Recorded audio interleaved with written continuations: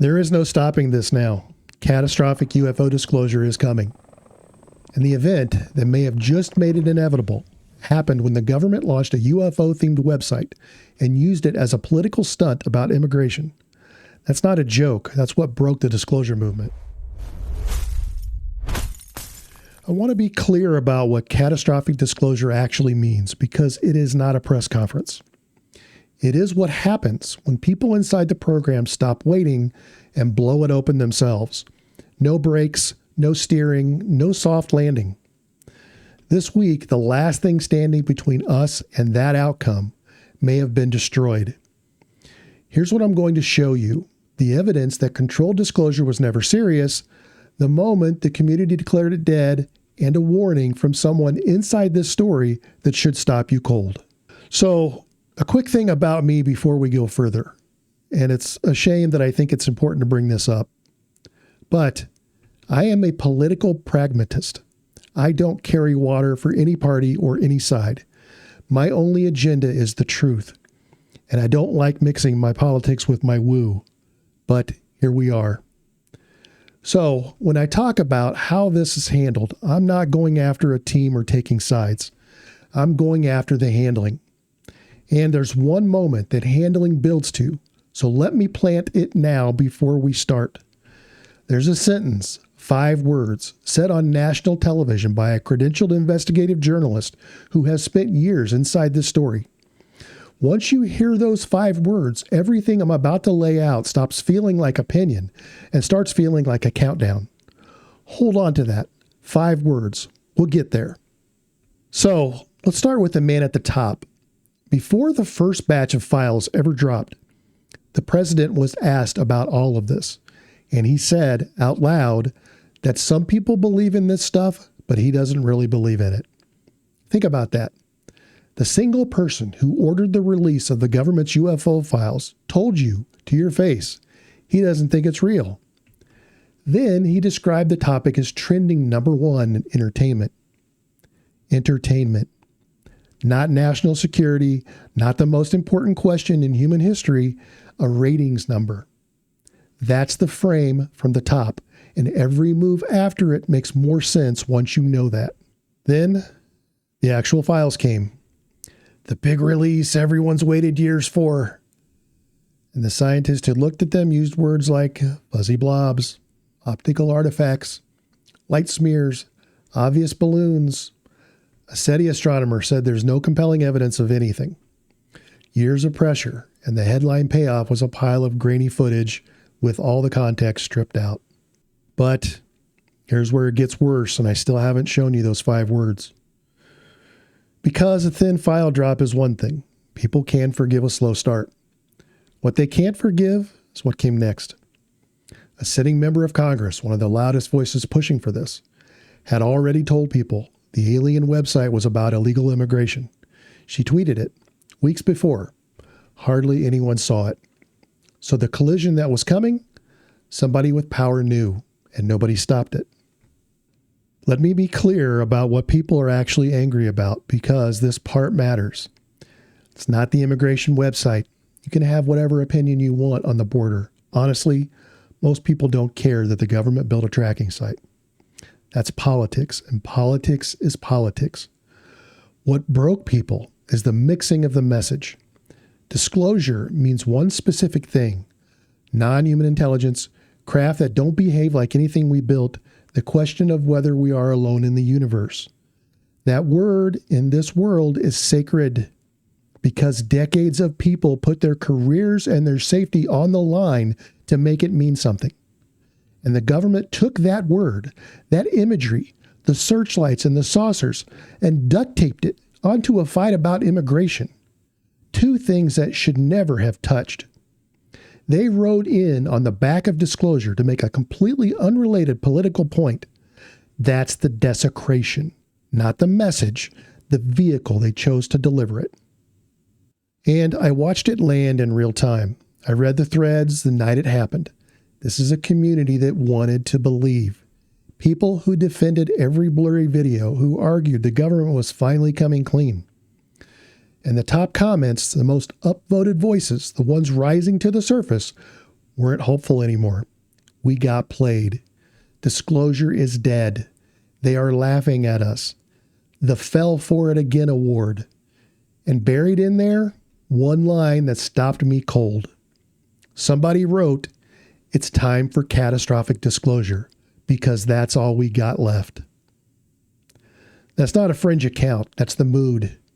The crowd that wanted controlled disclosure more than anyone just declared it dead with their own hands. Now, think about who else was watching that happen.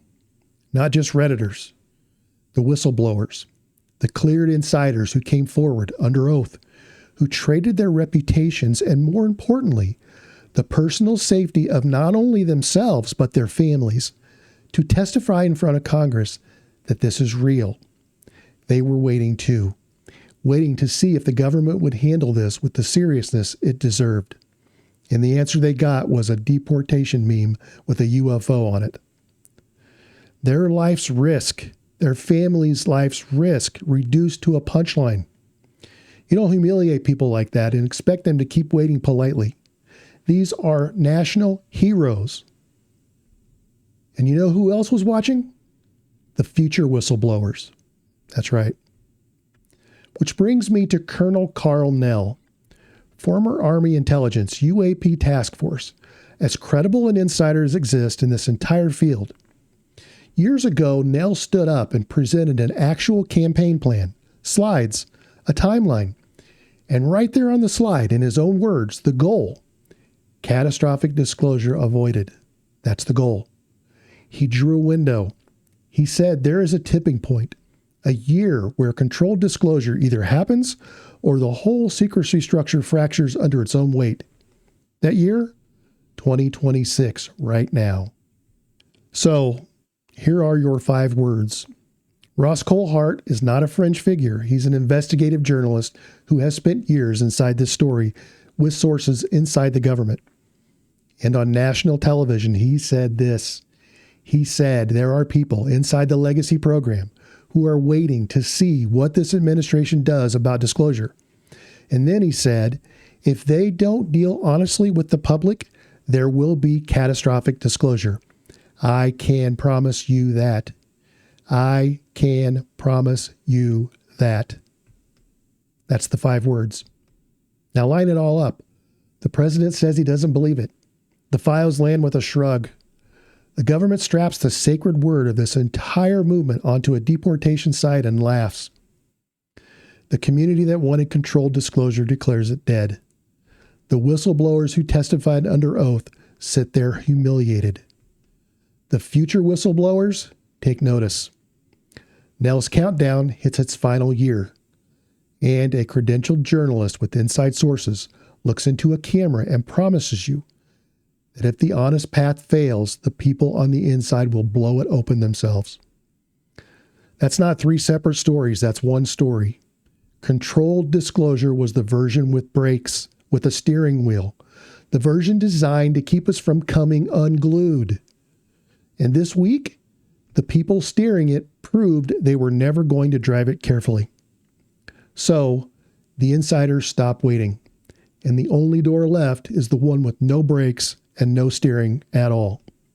In my last few videos, I told you that insiders are saying that the truth is indigestible, that a person can handle it, but a civilization can't, that controlled disclosure existed for one reason: to feed us the truth slowly enough that we don't all break at the same time. That was the whole point of the careful version. Oversight, pacing, a soft landing for something that has no business landing softly. There were only ever 2 ways this comes out: the careful way and the other way. And the careful way just took a hit it probably won't recover from. Not because somebody opened the dangerous door, but because the people in charge just bricked up the safe one. So what's left is the version that was never safe to begin with. A leak, a dump, a single insider who decides the honest path is closed and rips the floor out from underneath 300 million people who had no warning, no context, no steering. That's what catastrophic disclosure actually means. Not that the truth comes out, that it comes out wrong, too fast, from the wrong hands, in the wrong framing. into a world already too fragile to absorb it. And here's the part I keep coming back to. Nobody decided this on purpose. There was no plan to detonate it. It happened because the people holding the most dangerous secret in human history treated it like content, like a number that trends well in entertainment. I don't have a clean answer for you. I rarely do. But I keep landing on the same hard thing. If we ever do learn the truth, I don't think it's going to be because someone in power finally decided we were ready. I think it's going to be because somebody on the inside stopped waiting. And by then, nobody will be able to stop it or steer it. There is no safe landing now. But that's just what I think. Tell us what you think. Subscribe if you want to be notified for what comes next. I'll be talking about this story all the way to the end, whatever that may be. And remember to always keep an open mind, but not so open your brains fall out. Thanks for watching, and I'll see you soon.